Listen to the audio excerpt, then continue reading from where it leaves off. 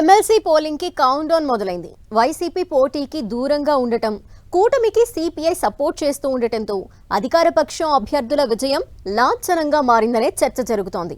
మరి ఎన్నికల్లో ఏ party stand ఏంటి? ఏ అంశం కీలకంగా మారబోతోంది? అభ్యర్థులు ఏ విషయాలపై ఆశలు పెట్టుకున్నారు? ఎవరి ప్రచారం ఎలా సాగుతోంది? ఫలితాల్లో ట్విస్టులు చూసే అవకాశాలున్నాయా? ఏపీ ఎమ్మెల్సీ పోలింగుకు కౌంట్ డౌన్. ఫలితాలు దాదాపుగా లాంఛనమేనా? ఎన్నికల్లో ఏ పార్టీ స్టాండ్ ఏంటి? ఎన్నికల్లో కీలకం కాబోయేది ఏంటి? ఏపీ శాసన మండలిలో ప్రస్తుతం వైసీపీకి బలం ఉంది. అయితే అధికారం మారిన తర్వాత బలం కూడా మారుతూ వస్తోంది. ఖాళీ అయిన ప్రతి ఎమ్మెల్సీ స్థానం కూడా అధికార పార్టీ వశమవుతోంది. అయితే ఇప్పుడు 3 స్థానాలకు ఎమ్మెల్సీ ఎన్నికలు జరగనుండగా వైసీపీ పోటీకి దూరంగా ఉంది. సిపిఐ కూడా తమ అభ్యర్థులను పోటీ చేయించడం లేదు. సిపిఎం మాత్రం రంగంలోకి దిగింది.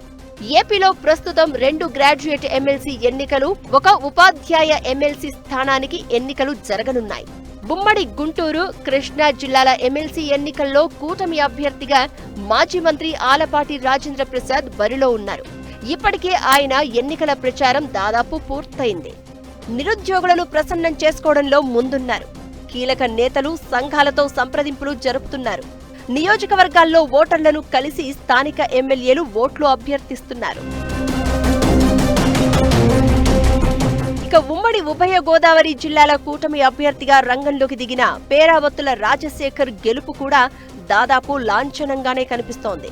ఇప్పటికే అన్ని వర్గాల వారిని కలిసి ఆయన ఓట్లు అభ్యర్థిస్తున్నారు. ఎమ్మెల్యేలు నియోజకవర్గాలను చుట్టేస్తూ గ్రాడ్యుయేట్ ఓటర్లను కలిసి రాజశేఖర్ కు ఓటు వేయాలని కోరుతున్నారు. ఉత్తరాంధ్ర ఉపాధ్యాయ నియోజకవర్గం నుంచి కూటమి బలపరిచిన అభ్యర్థిగా ఏపీటీఎఫ్ నాయకుడు పాకాలపాటి రఘువర్మ పోటీలో ఉన్నారు. పీఆర్టీయూ తరపున మాజీ ఎమ్మెల్యే గాదే శ్రీనివాసులు నాయుడు పోటీలో ఉన్నారు. వీరిద్దరి మధ్యనే పోటీ ఉండే అవకాశం ఉంది. ఉపాధ్యాయ వర్గం నుంచి ప్రభుత్వంపై పెద్దగా వ్యతిరేకత లేదని, దీంతో వర్మ గెలుపును ఆపలేరు అని అధికార పార్టీ నేతలు ధీమా వ్యక్తం చేస్తున్నారు. ఇక కలిసి పోటీ చేయాలన్న సిపిఐ ప్రతిపాదనను సిపిఎం రిజెక్ట్ చేసింది. దీంతో అనధికారికంగా కూటమి అభ్యర్థులను గెలిపించేందుకు సిపిఐ నిర్ణయం తీసుకున్నట్లు గుసగుసలు వినిపిస్తున్నాయి.